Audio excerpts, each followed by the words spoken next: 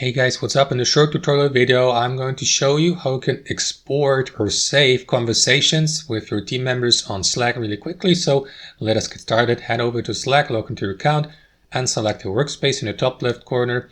And now let's say I would like to save offline on my device, for example, messages and conversations I have had with the Slack bot as well as with my teammates and team members, all of them, for example, at once. You can do that really quickly, guys, by simply exporting your entire workspace data. To do that, left click on your your workspace name here in the top left corner, and by hovering mouse over Tools and Settings, and by clicking on Workspace Settings here from that drop-down menu, that is going to take you to your workspace settings. So here you will see that button at the top, Import Export Data. So make sure you click on it, and after that switch from Import to Export and simply export your data. For example, as you can see, I already have made some exports or have exported some data here on that date, and you can, for example, download your exported data by clicking on that button as a CSV file, for example, to open it via Google Sheets or via Excel.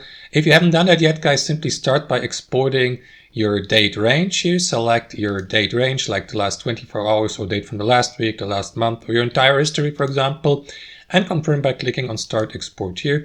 After that, Slack will start exporting your entire workspace history or data. That may or may not take a while, of course, depending on the file size and the date range, as you can see. And after a brief moment, you will see the download link here of your data so that you may download it from there. Alternately, Slack will also send you a notification email with that download link here so that you can access your downloaded history from there as well to open it via Excel or Google Sheet. And that's basically it, guys. That's how you do it. Thanks for watching. Have a wonderful day.